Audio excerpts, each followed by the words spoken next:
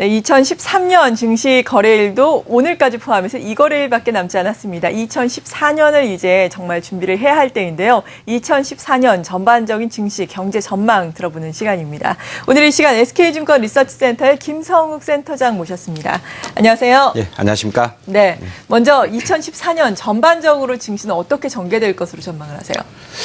예, 지금 내년에는 이제 보통 이제 증시 전망할 때 두 가지 얘기를 하죠.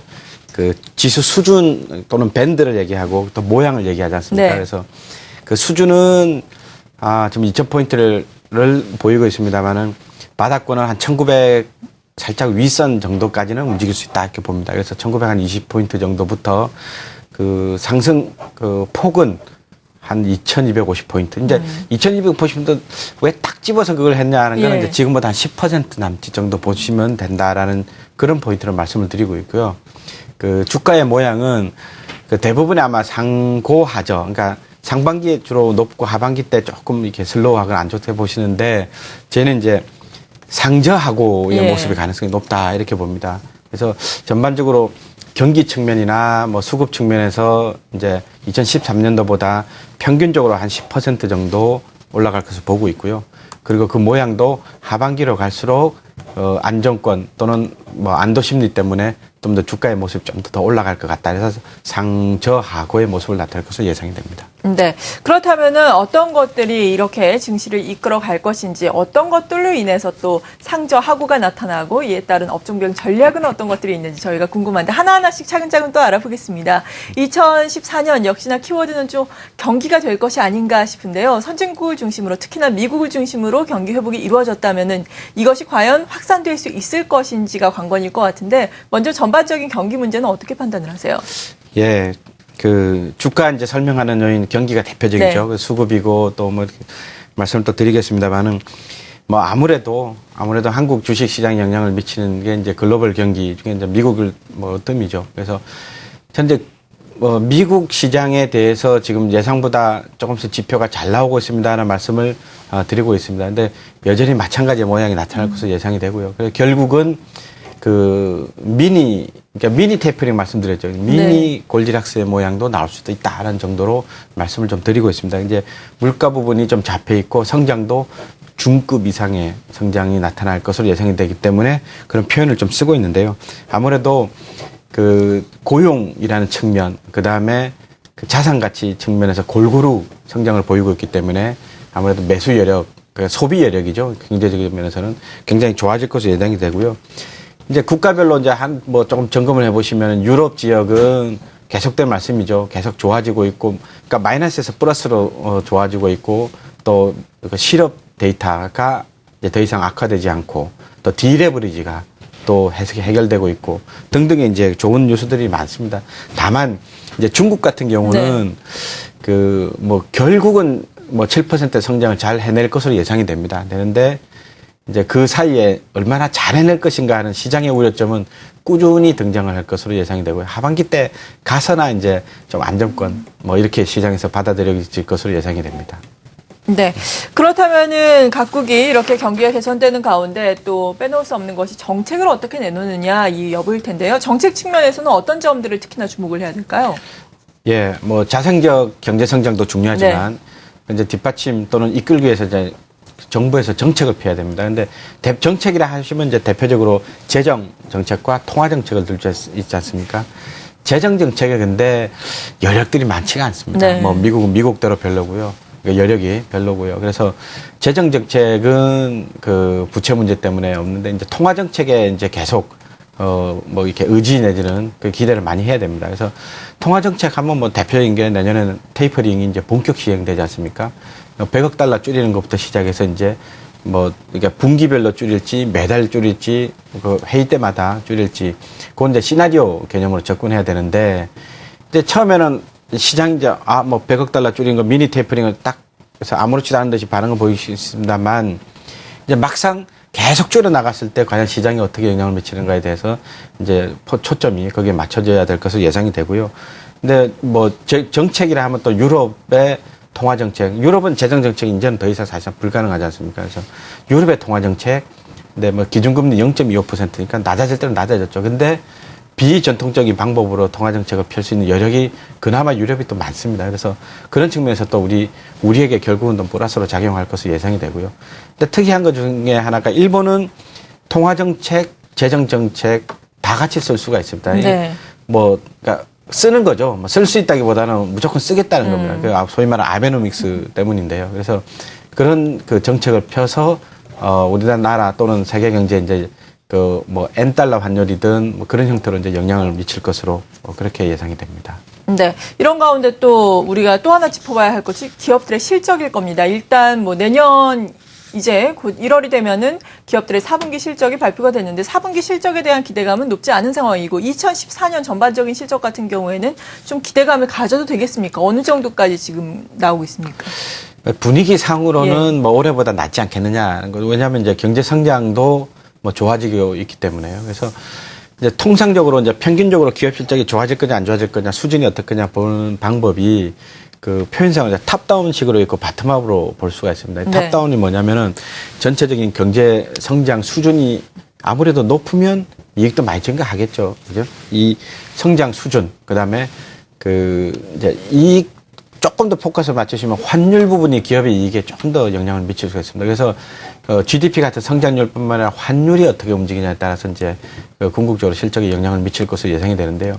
뭐 요컨대 요약하자 말씀을 드리면 이제 우리나라 이익의 성장률은 한 8% 정도 수준이 될 것이다라는 시각들이 많습니다. 네. 그래서 그런 부분에서 동감을 하고 있고요. 근데 이제 아까 말씀 바텀업 방식으로 하면 어떻게 나오느냐. 근데 그 바텀업이라는 건 개별 기업들 다 모아본 거죠. 그래서 모아보니 지금 데이터가 한 20% 나옵니다. 근데 20%라는 수준이 좀 무리스럽다는 그런 가능성이 매우 높습니다. 그래서 네. 계속 조정이 되고 있기 때문에 그래서 바텀업 방법으로는 좀 적절하지 않고요. 그래서 탑다운으로 봤을 때 뭐 각국별로 GDP 성장이나 또 우리나라의 그동안 성장이나 등등으로 이렇게 봤을 때는 한 8% 이상 정도는 나오지 않을까 이렇게 예상이 됩니다. 네, 그렇군요.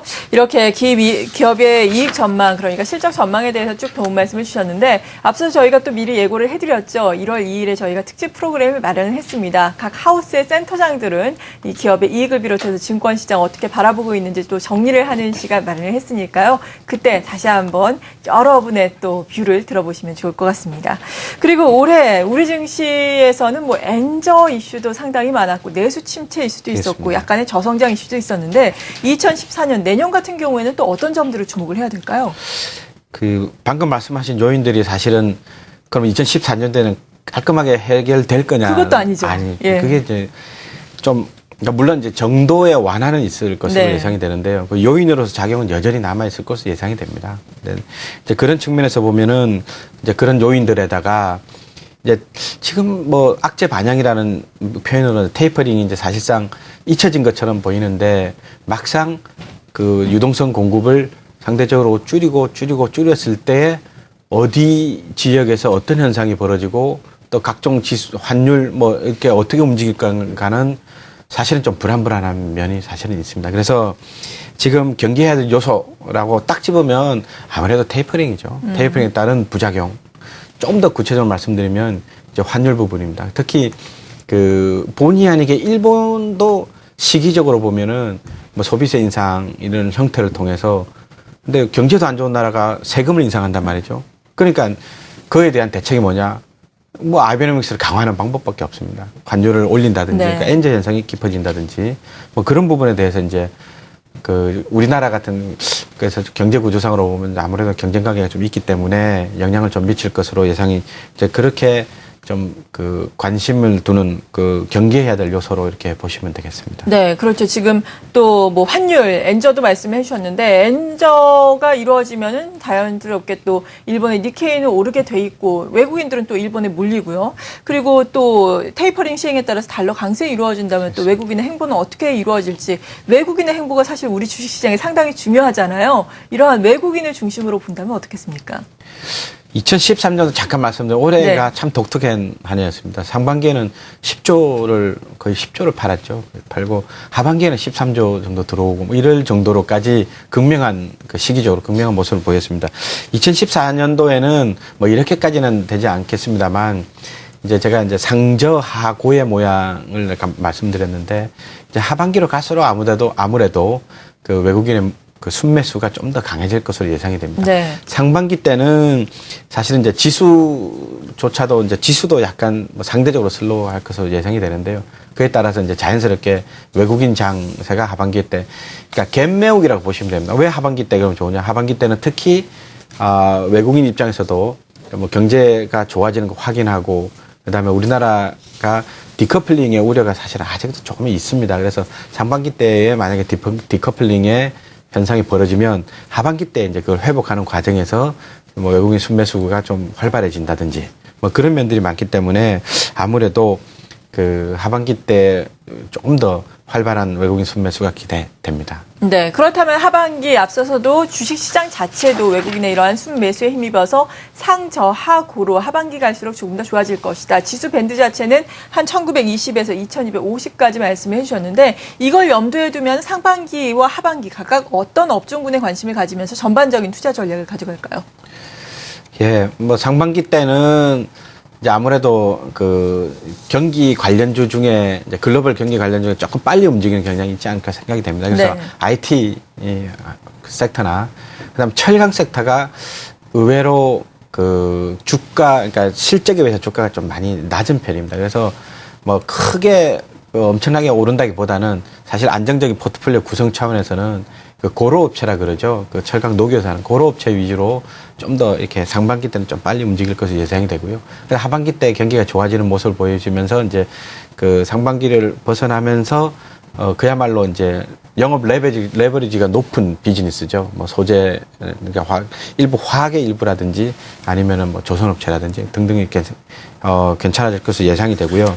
근데 전반적으로 이제 주가 수준을 보시면은 아무래도 지금 혹시 그래프 이제 보실 수 있으면 네. 좋겠습니다만은 근데 이제 그 과거 평균, 3년 평균의 밸류에이션 부분에 지금은 딱 중간점에 와 있습니다. 그래서 이 중간점에서 이제 남은 숙제는 이제 예를 들면 2250포인트라고 말씀드렸는데 그 정도가 되려 그러면 이제 중간점을 뚫고 올라가야 됩니다. 그래서 뭐 상반기 때는 이 수준 내지는 약간 상대적으로 슬로우 하더라도 그 다음에 하반기 때는 좀 올라가는 모습을 나타낼 것으로 예상이 돼요. 그래서 그 전반적으로 그 하반 경직성이 강한 모습은 여전히 사라질 것으로 예상이 되고요. 선진국은 이미 많이 올라가 있습니다. 그래서 더 올라가는 모습을 나타내기 때문에 제가 말씀드린 이제 갭매우기 현상은 뭐 시간의 문제지 또 얼마든지 있을 수 있다 이렇게 생각해서 전반적으로 이제 저희들이 투자 전략 이렇게 삼으시면 좋겠습니다. 네, 잘 알겠습니다. 오늘 이 시간 이렇게 2014년 증시 전망 전반적으로 들어봤습니다. SK증권 리서치센터의 김성욱 센터장이었습니다. 감사합니다. 네, 감사합니다.